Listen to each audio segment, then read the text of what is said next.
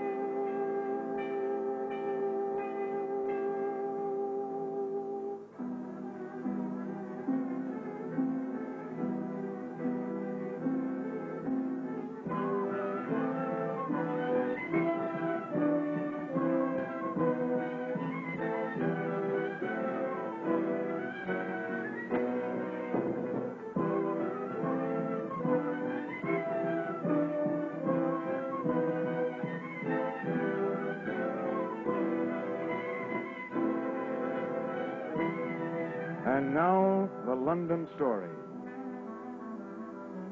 This is a tale of two cities. London, still recovering from the effects of the revolution in America, and Paris, preparing for its own revolution. Tonight, we will tell the London story. Next week, we will conclude with the Paris story. This is about a handful of people who sought to bring love out of the chaos of bitterness and hate. London, the scene. His Majesty, King George's Court, Old Bailey.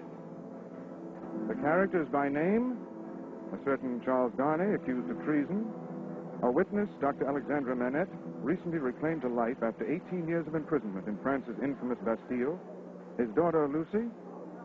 One Mr. Stryver, counselor at law. And the noblest wastrel of them all, Sidney Carton. Silence! Silence, Stryver. Let's get at it. Turn to me if the boy gets too hazardous for you. My lord, with your permission, I shall call Miss Lucie Manette to the stand. Miss Lucie Manette.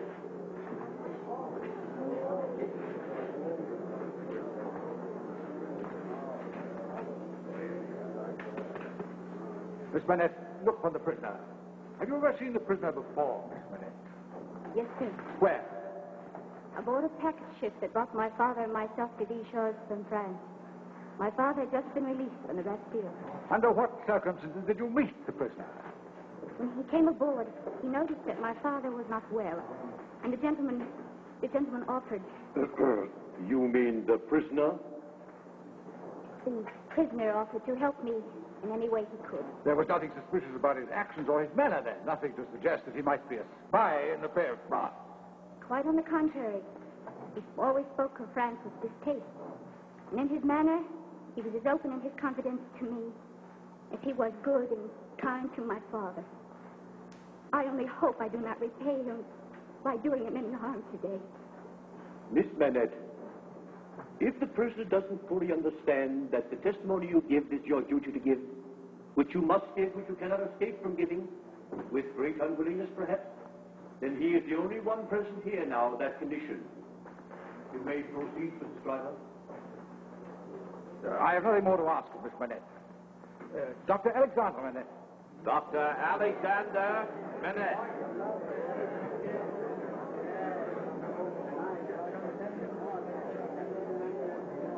Dr. Manette, look at the prisoner.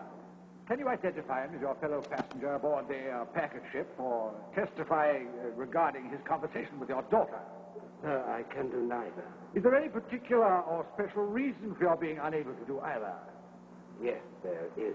Has it been your misfortune to undergo a long imprisonment without trial or even accusation in your native country, Dr. Manette? A long imprisonment. Were you newly released from the Bastille on the occasion in question? So they tell me. You have no remembrance of the occasion? None. That would be all. Thank you, Dr. Manette. Mr. Darnay, would you be good enough to copy this first line for me? Thank you. That will be sufficient.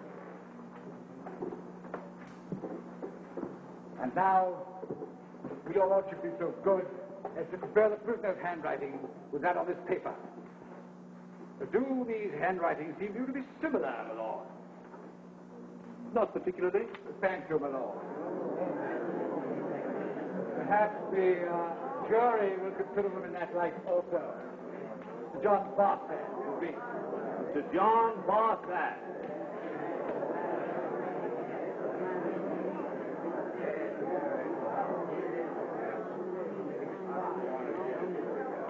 Barsad,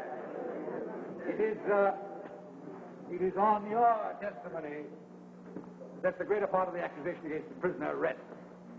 It hinges primarily on your sworn statement to the effect that you saw the prisoner hand this information regarding the conduct of our war with the American colonies to a French agent. Is that right?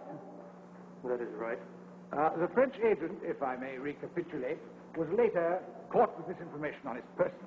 However, on close examination, both the lord here and the jury have expressed a doubt that the handwriting is indeed the prisoner's. Therefore, Mr. Barsad, your testimony alone can convict the prisoner. Is that not so? I expect it is. May I ask, then, had you ever seen the prisoner previous to that night? No. And yet you're quite sure that it was the prisoner? Quite sure. Even though it was night, and you were some distance away? Even so. You could not have been mistaken. Hardly. Then tell me this, Mr. Barsad. Have you ever seen anybody very like the prisoner? Not so much that he could be mistaken for him. Then look well upon this gentleman, my learned friend here. And then look well upon the prisoner. How say you? Are they very much alike? Like enough to be mistaken in the night from a distance? Well, they are alike. Silence! Silence in the court! Gentlemen of the jury, do you wish to retire to form a verdict? My lord, we have reached a verdict.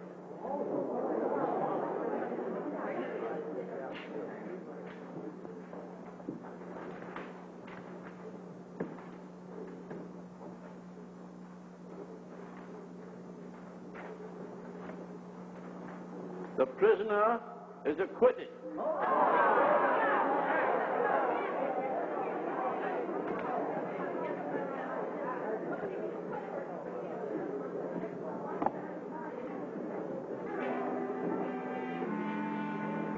Miss Manette. Oh, thank you.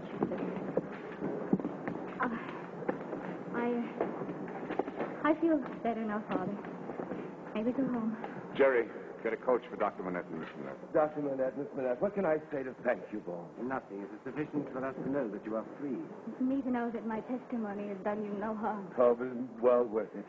Although it pained me to see them, Miss Manette, your tears would have made quartering itself endurable. Your coach, Dr. Manette. Gentlemen, adieu. For my daughter and myself, may I extend to you the hospitality of our home? Thank you. Good day. Well, Darnay, we seem to have brought you off with honor, eh? You look faint, sir. Why don't you dine? Carton here will show you to the nearest tavern, and I'll meet you there directly. How say you, sir? I should like that if Mr. Carton has no objections. If you pay for the port, it's all the same with me.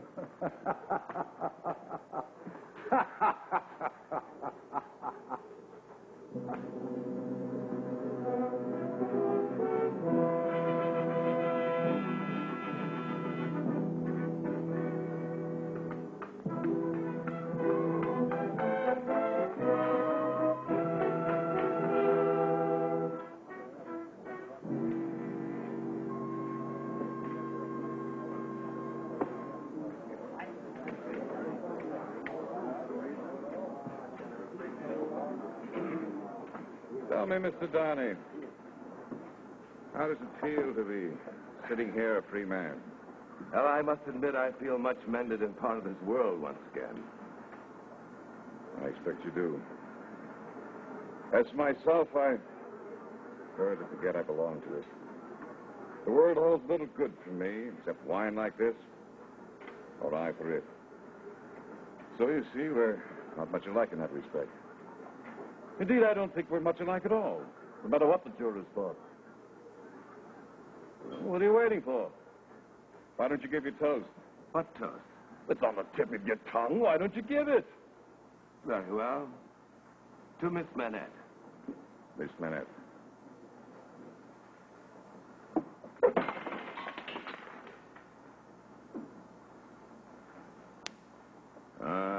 There's a sweet young lady to be pitied by and wept for by him. Tell me, Mr. Darnay, how does it feel?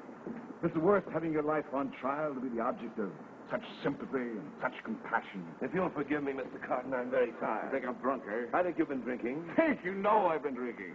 After all, you said you'd pay for it. And I shall. The entire reckoning? Yes. Good. Bring another bottle of wine. Wake me at 10 o'clock. Good night, Mr. Carton.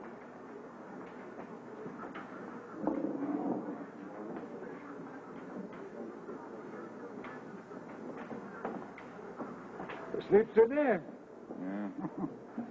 Oh, of course not. You're late.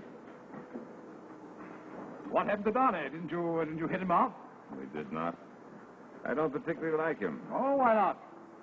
Why should I particularly like a man who resembles me? When I look at him, I see what I might have been. And if I were, well, she might have looked at me with... Now, don't ask me why I don't particularly like him. I'll be forced in plain words to tell you that I hate the fellow. You had too much wine, Sidney. I've not had enough. I'll buy you another bottle. I owe you much for today's work. You were very sound in the matter of those Crown witnesses today. Every question told. I'm always sound, am I not? Oh, yes, of course, of course. The same old Sidney Carton of Tewkesbury School. Up 1 minute, down the next. Yes, the same old Sidney Carton. The same rotten luck.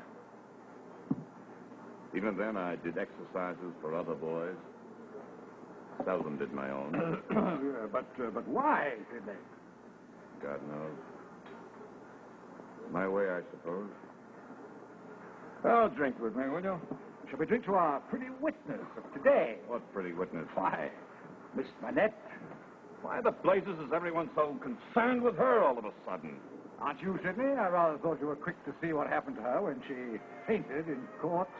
Quick, my dear Stryver. If a girl swoons within the yard of a man's nose, he can hardly help but notice what happened to her. Let's have an end of it. Had enough of witnesses and clients for today and tonight. We must drink to something. Well, let's drink. Drink.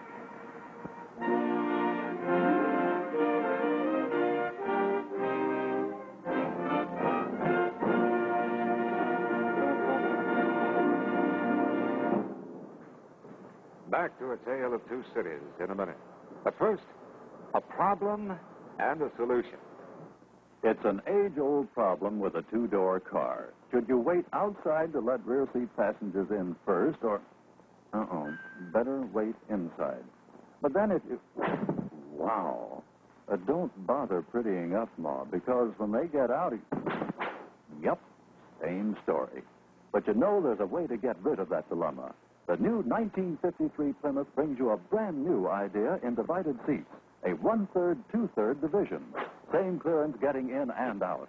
And much more convenient up front. The easy exit seat, standard on all Plymouth two-door models. Just one of many new convenience features in the beautifully different 1953 Plymouth. First car in the low-price field to bring you the luxury of a truly balanced ride. See the new 53 Plymouth. And say, there's good news about Plymouth prices. They're substantially reduced on the whole line. All 9 body types. So now, more than ever, Plymouth is your best car buy in the lowest price field. If you're in the market for a new car, be sure and visit your nearby Plymouth dealer.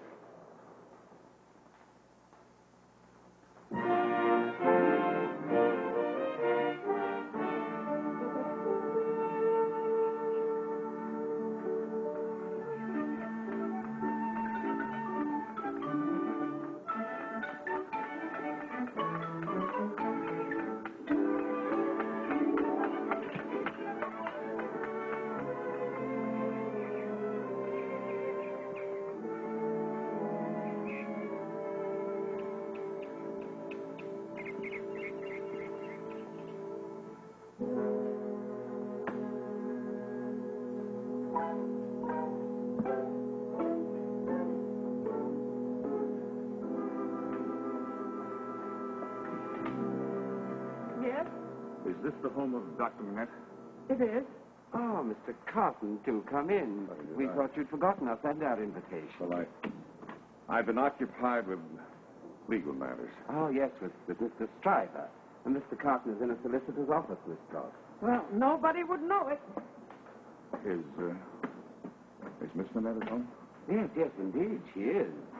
She's out in the garden with Mr. Darnay.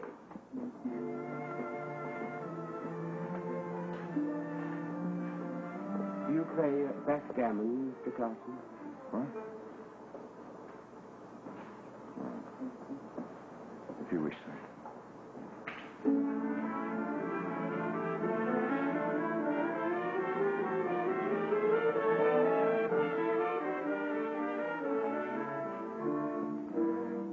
I haven't spoken to Lucy yet.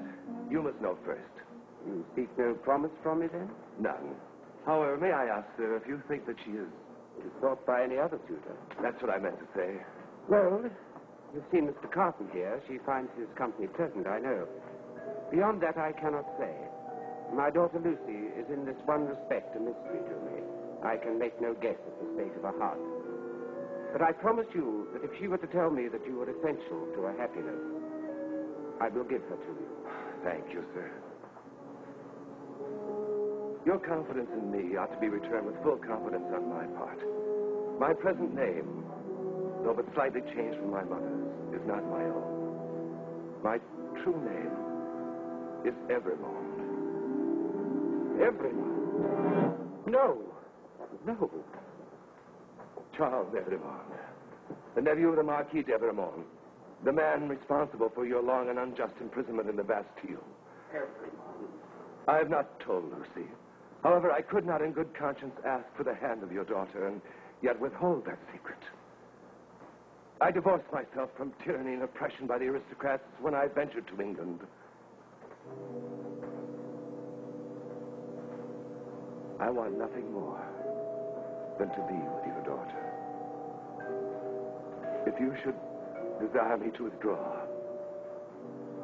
I shall quite understand. No, Charles. There was a time when I sought vengeance, when I dreamt of nothing else. But the happiness I have known with Lucy has taught me compassion. Therefore, if she should love you, if your suit should prosper, she is yours. I expect her back directly. Please leave me now.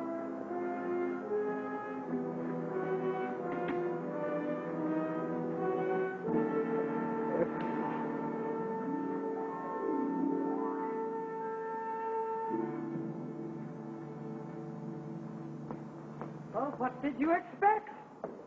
You've been coming here low these many months, and to what avail? Either you busy yourself talking with the likes of me, or playing at backgammon with Dr. Manette, or you sit woodenly in the background while my ladybird is being enchanted by Mr. Darnay. Not once have you pressed your suit for her attention. My dear Miss Frost, why should I seek what cannot be mine?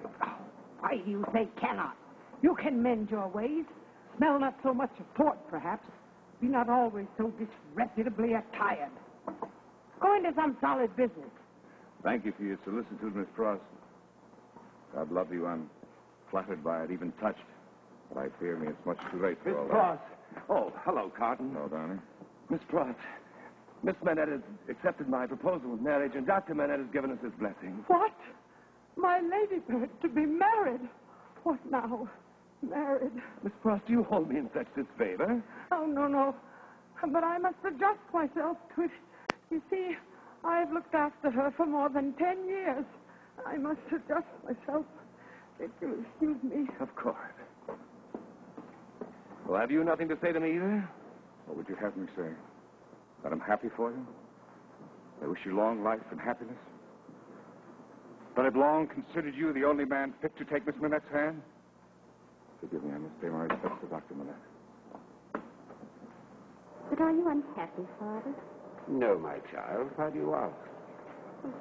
You seem troubled, as though you were carrying some terrible secret. What transpired between Charles and you?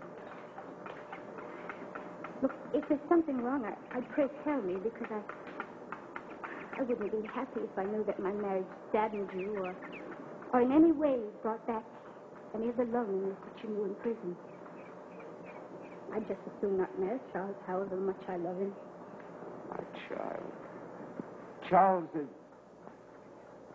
is everything I ever wanted for a son.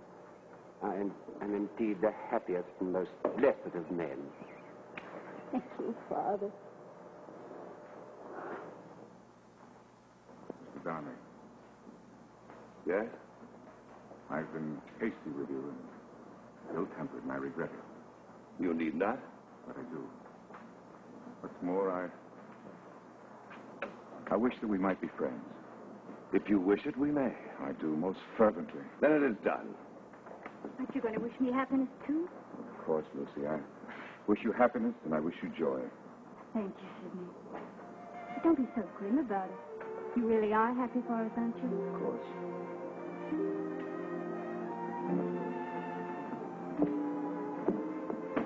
Well, one request. After your marriage, may I ask that I may be permitted to come and go here on occasion? What question? Of course. You needn't have asked. I shan't abuse the privilege, but this house and its occupants have brought me a kind of comfort, a kind of happiness that I've never known before. I shouldn't like to lose it entirely. And you shall not. Most certainly not. Dear Sidney. Thank you.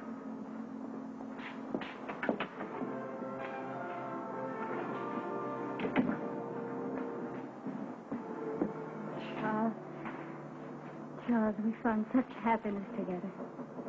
What a pity that Sidney came. Yes. What a pity.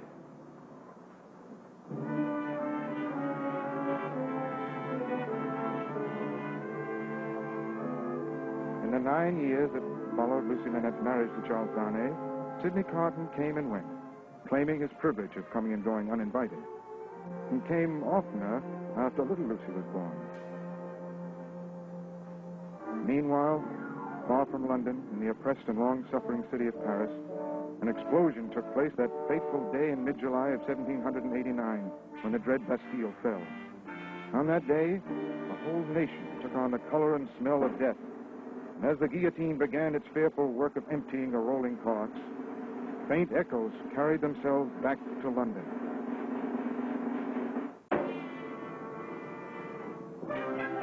My lady, but listen to me. This is madness. You cannot go. What can I do with her? Oh, you cannot. Please, Ross, stop following me about and do as I tell you. I made up my mind. We're going to France. That dreadful country. We'll all be murdered in our beds. I suppose you're right, dear Cross. Charles is my husband. After 9 years of happy marriage, I wouldn't be much of a wife if I wasn't with him at this hour. But I couldn't expect the same of you. What? You'd leave me here alone? What now? Oh, what now? Oh, Mr. Carton, thank heaven you're here in time to stop her. Stop her from what? I'm going to Paris to be with Charles. Charles is in Paris? He's under arrest. He goes on trial next week for his life. Why did he go to Paris? He had to, Sidney.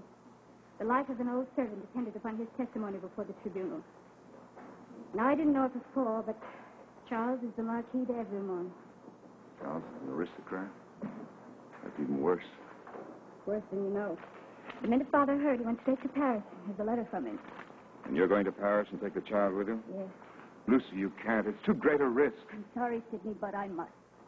Then I'll go with you. Why? Because I must. Oh, dear, oh, dear.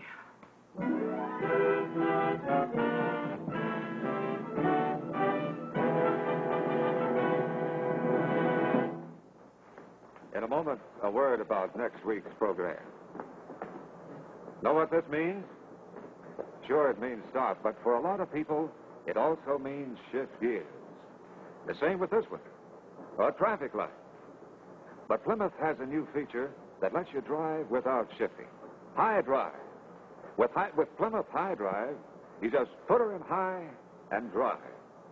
It's a real convenience, especially in heavy traffic.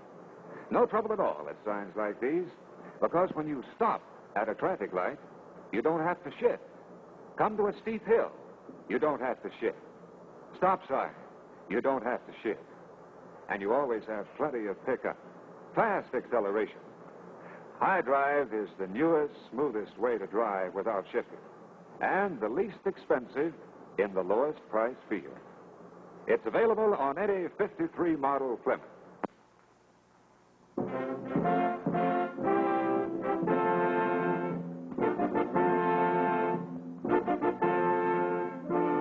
It seemed then to Sidney Carton as they left London that a great shadow fell upon them. From a distance, growing ever stronger, came the sound of tumbrils in the cobbled streets of Paris. He prayed to heaven that he might keep Lucie Darnay safe in the midst of those sounds and sights. For they were headlong, mad, and dangerous. And they were growing. Growing, growing, growing.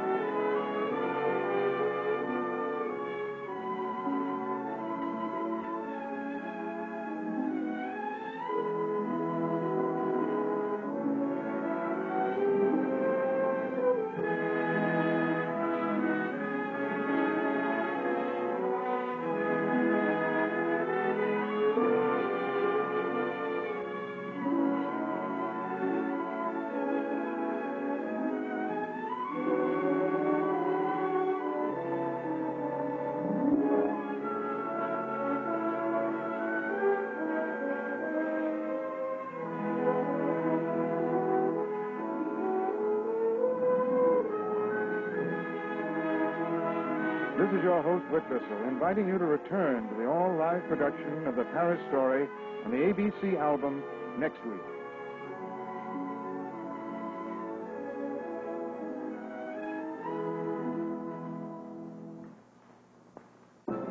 Plymouth, Chrysler Corporation's #1 car.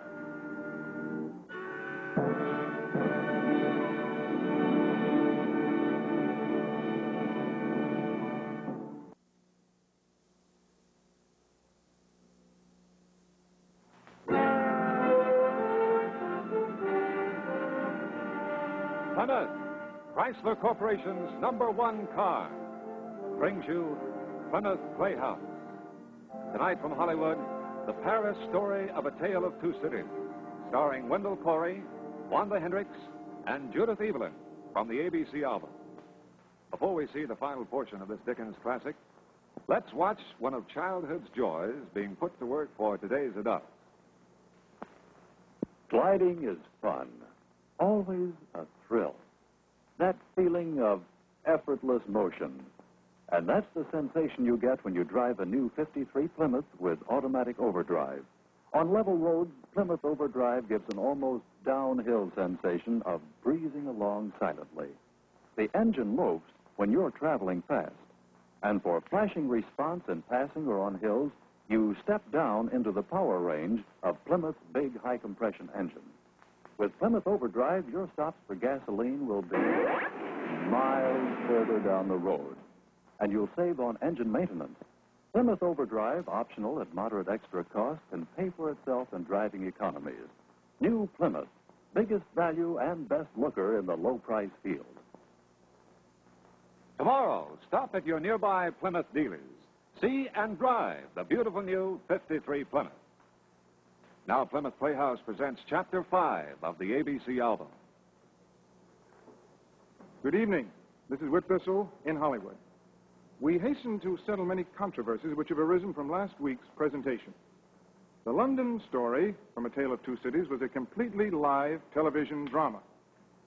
Tonight, from the panorama chapters of the ABC album, we again present, live, drama in the classical form.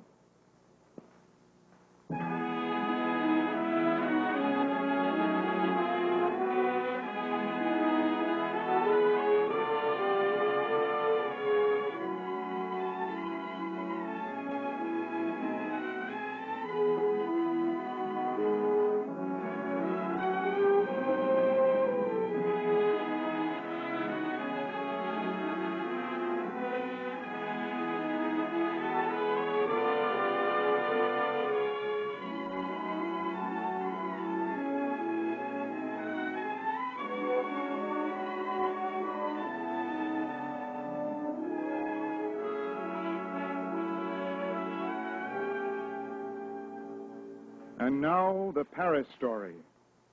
The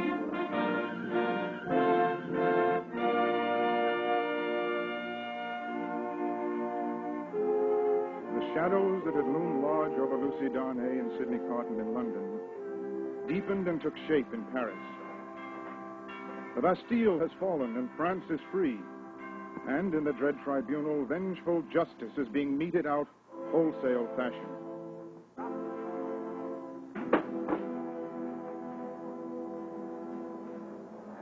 Madame Thérèse Defarge, who, with the woman known as the Vengeance, sits calmly and cold-bloodedly in the shadow of yet another she-devil, Madame la Guillotine, and knits each lost, decapitated soul into eternity.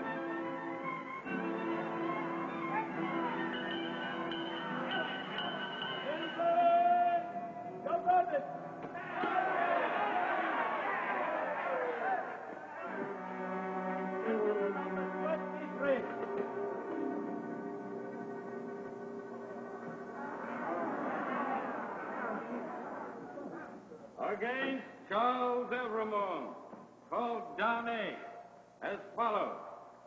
Denounced enemy of the Republic, nephew of the infamous Marquis d'Evremont. What say you to your indictment, Evremont? Only that it is not correct. Not correct? What proof have you of this? Dr. Manette is witness to the truth of my words. May he speak for me. Come forward. The citizen doctor may always speak before the King's tribunal. Citizens, you all know me and that which I have endured.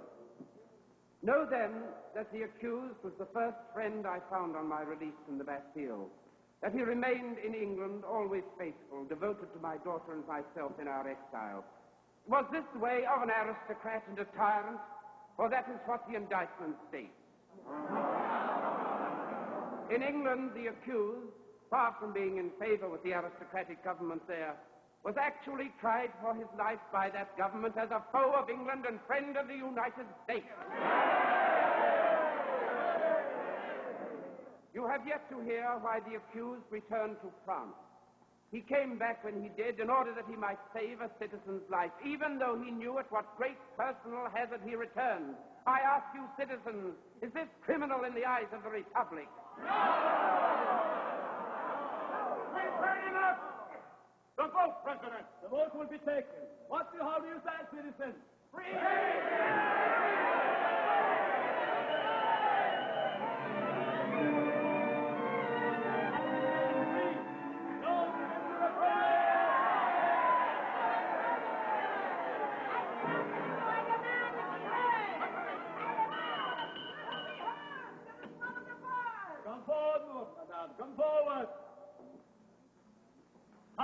and denounced. Openly or secretly? Openly. By whom? 3 voices. Ernest Defarge, winekeeper of St. Antoine. Good. Therese Defarge, his wife. Good. And Alexandre Manette, physician. Mr. President, I indignantly protest. Minister Manette, be still. Where's the first witness? Ernest Defarge. Here, President. What do you know of this, citizen? I knew that Dr. Manette had been confined in cell 105 North Tower. At the fall of the Bastille, I resolved to examine that cell closely. There, in a hole in the chimney, I found that paper you hold. It is in Dr. Manette's handwriting. Is that all, citizen? Madame Defarge can supply the rest. Very well. Madame Defarge, speak. You will read in that paper that you hold before you how this Dr. Manette was taken out of his house in the middle of the night and transported blindfold in the carriage of an aristocrat to a humble peasant home, where a young boy lay dying of the aristocrat's sword thrust. And where his sister lay dying of the aristocrat's child. And you will read further, and your blood will run cold as you do, how each and every member of that same peasant family was willfully exterminated by that same evil aristocrat.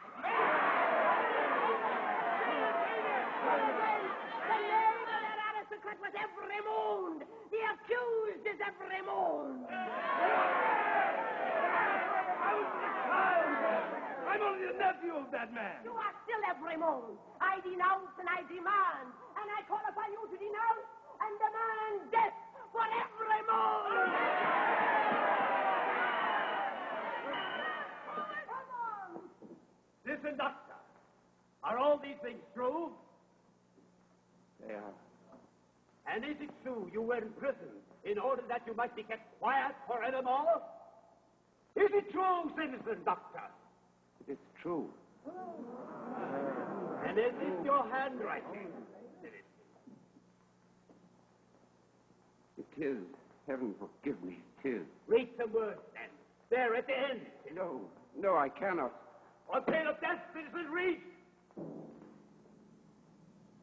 I, Alexander Manette, unhappy prisoner, on this last night of the year, 1767, in my unbearable agony, to denounce these wicked men, these Evremondes, the times when all these things shall be answered for.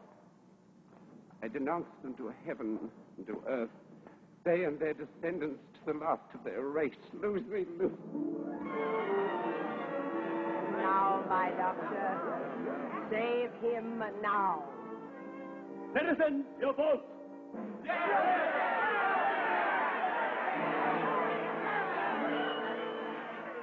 Evermore, it has been unanimously voted. Within 24 hours, evermore. Death! Long live the Republic!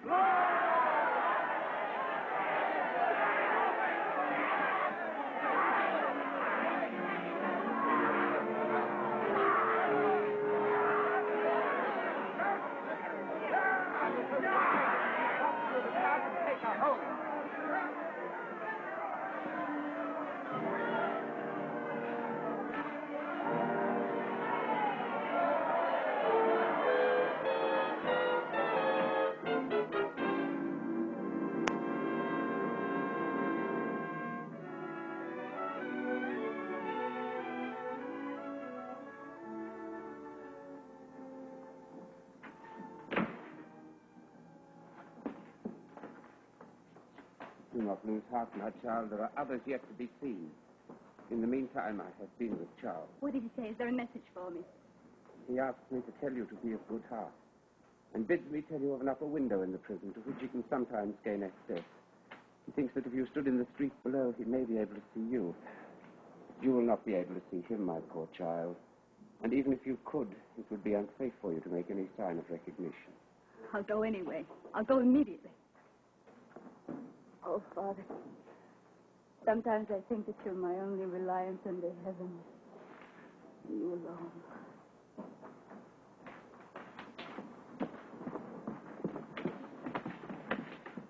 Jerry, will you accompany Miss Lucie, please?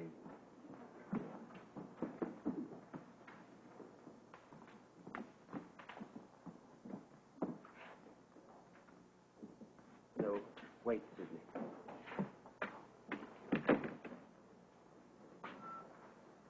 Yes, Doctor?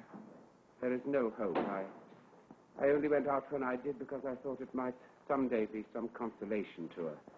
Otherwise, she might think that no final effort had been made to save her husband.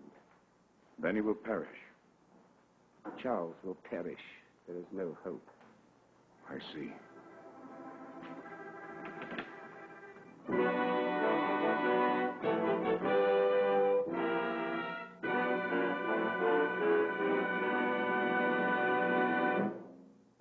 Now, during our brief intervention, a change of pace and a look at a fellow who could use these good luck charms.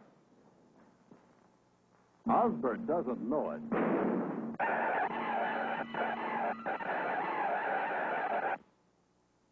But he's a lucky guy. When a blown-out tire flops off the rim and makes you lose control, anything can happen. But you don't depend on luck with Plymouth safety rim wheels. You have protection. If a tire blows out, you can bring the car to a straight, safe stop. Here's why.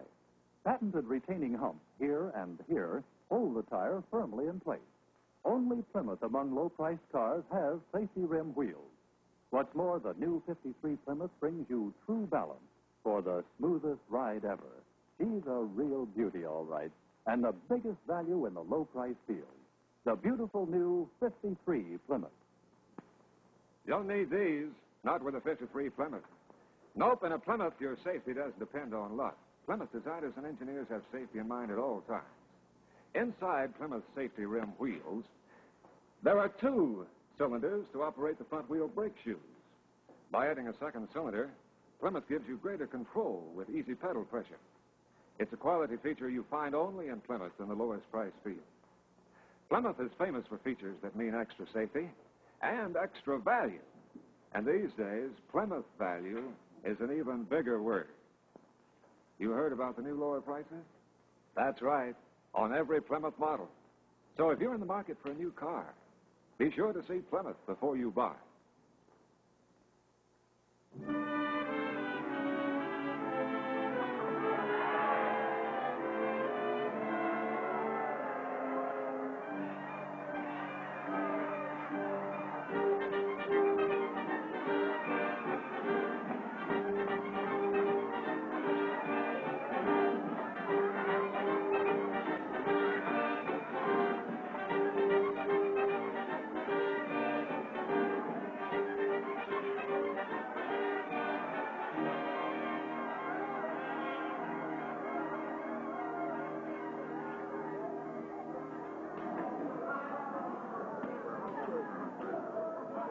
You observed Dr. Manette's face when the paper was read? Yes, I observed his face. I observed his face to be not the face of a true friend of the Republic. Let him look at his face. Ah! Magnificent. You are magnificent, Therese. For you, if it depended upon you, which happily it does not, you would rescue this man Darnay even now. No, I would not. But I would leave the matter there. I say stop there. Look, you, Ernest, for other crimes as tyrants and oppressors, I have these Evremons a long time on my register. Yes, the wife and child, they must follow the husband and father. And to forget my husband, that that peasant family, so injured by Evremond, was my family. That sister of the mortally wounded boy was my sister. That husband was my sister's husband. That brother was my brother. That father was my father. Those dead are my dead. Summons to answer for those crimes descends to me. Is it not so? Yes, it is so. Tell wind and fire where to stop, but don't tell me.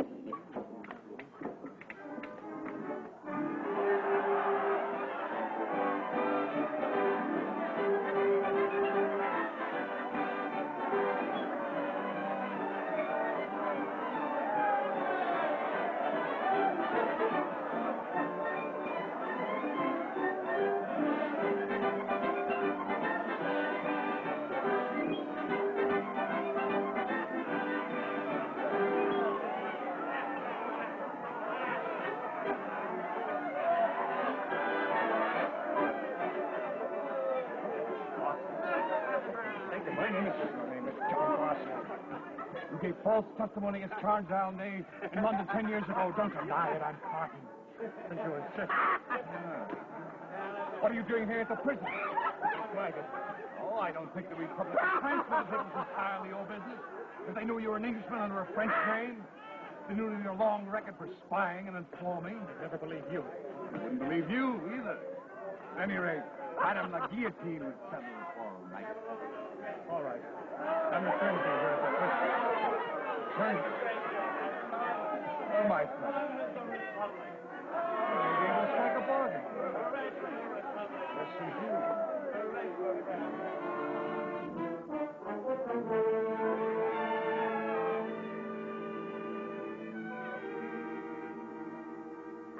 Come to bed, ladybird. Come to bed. Not now, please. See you there. Oh, Miss Foster. Lucy, I didn't think you'd still be up. I couldn't sleep. I saw him today, Sidney. After standing in the street 3 full hours, I saw him. I didn't really see him, but I saw a handkerchief fluttering from the window. At least he had a chance to see his child.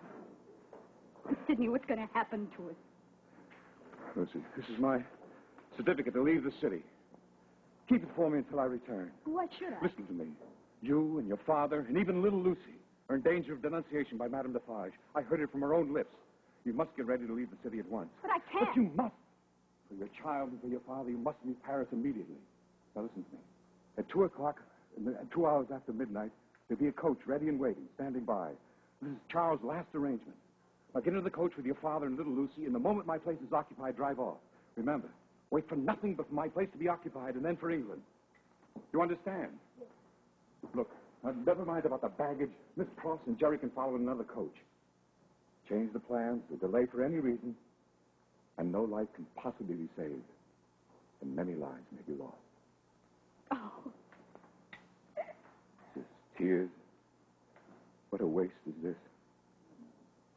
But I thank you for them all the same.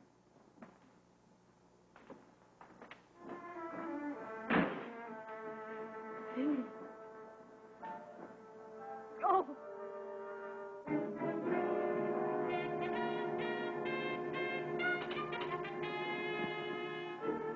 Come back, sir. That's the one that wishes to see Ramon. Yes. What ails him? The thought of his friend's rendezvous with Madame la Guillotine. He should try some good French wine. That would stiffen his backbone. That would. Yeah, good French wine.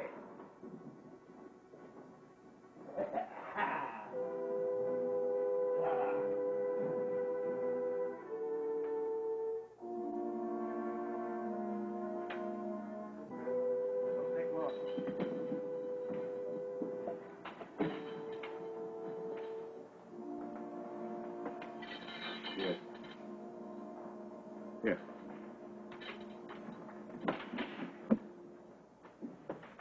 Carton.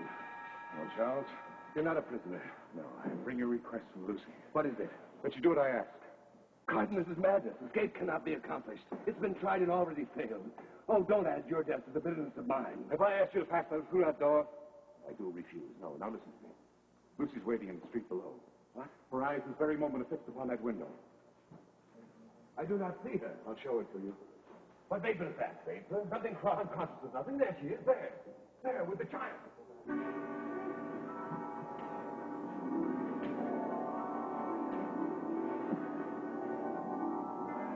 Barsad! Get the jailer, quick. Yes, What's your weight, precious moments? Go on. You won't betray me? When I sworn by a solemn vow to go through in this thing? Now go on.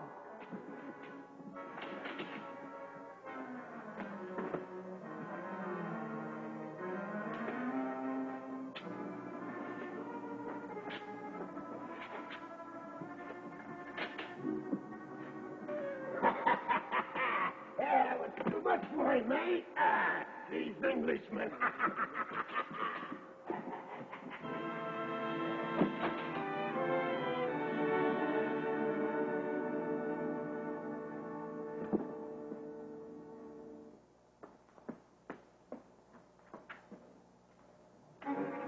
Wife of every moon.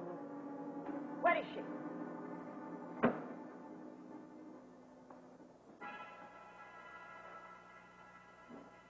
You are not really but concealed from me at this moment. So tell her I wish to see her, do you hear? I demand to see her, do you understand? Either go tell her that I demand to see her or stand out of my way at the door and let me go to her, you stupid newt. Never, never, never, never. Out of my way, Englishwoman. I will tear you to pieces, but I will have you from that door.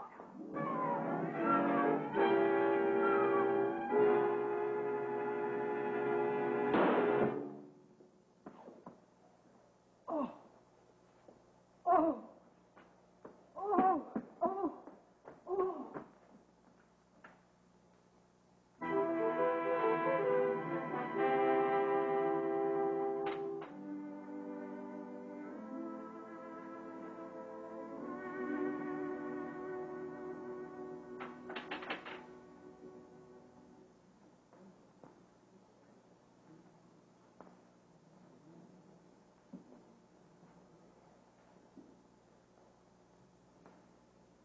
It is in every moment.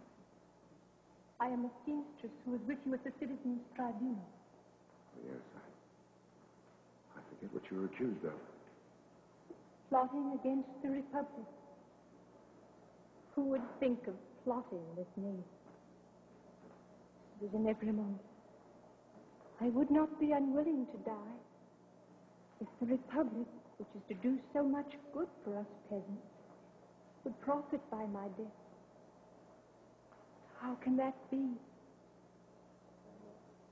On our ride today, Citizen Ephraim, may I hold your hand? I am not afraid. It will give me courage. No. Are you dying? For his wife and child. Oh, let me hold your brave hands, stranger.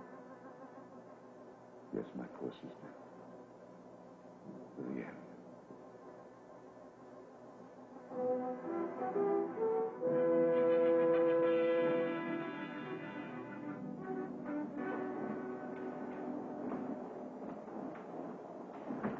Dear heaven, why did it have to be like this? You see, my child, the wind is rushing after us, the clouds are flying after us, the moon is plunging after us. The whole wild night is in pursuit of us, yet we are pursued by nothing else.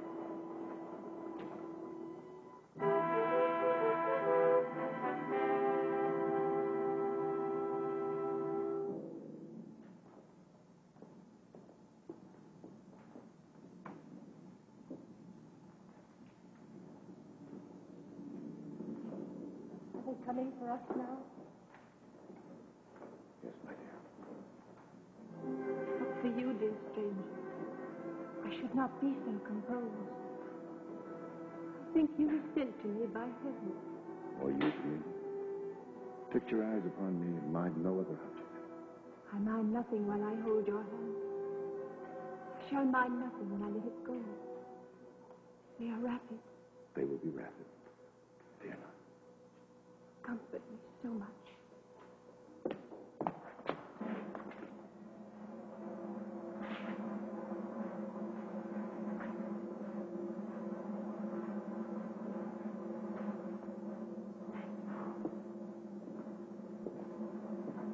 I am the resurrection and the life, saith the Lord. He that believeth in me, though he were dead, yet shall he live. And whosoever liveth and believeth in me shall never die.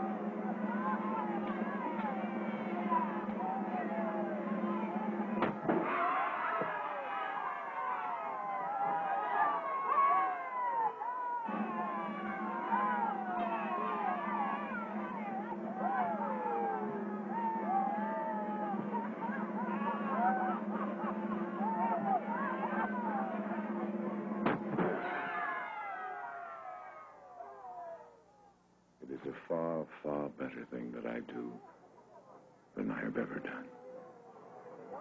There's a far, far better rest that I go to than I have ever known.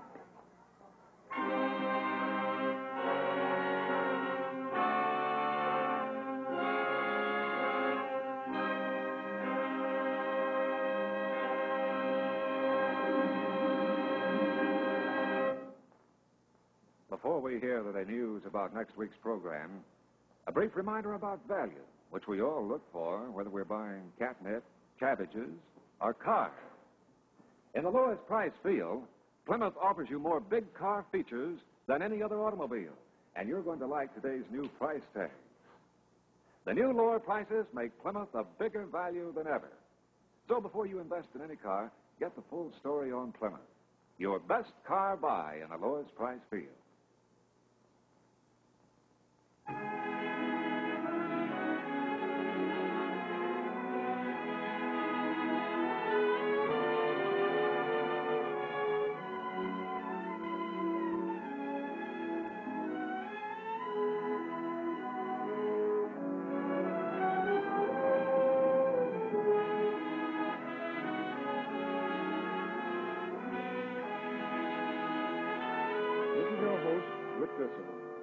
For the last 2 weeks, A Tale of Two Cities from the panorama chapters of the ABC album was produced and broadcast direct from the Hollywood studios of the American Broadcasting Company. Next week, the album will return to New York, and your regular host, Donald Cook, who will present Chapter 6 from the ABC album, a comedy titled Hogan's Daughter, starring Miss Sheila Bond from the Broadway hit Wish You Were Here.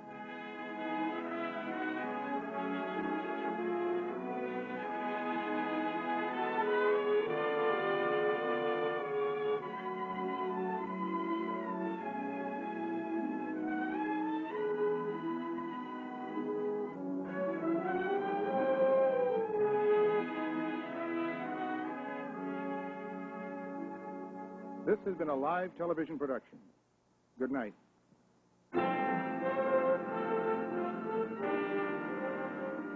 Plymouth, Chrysler Corporation's #1 car.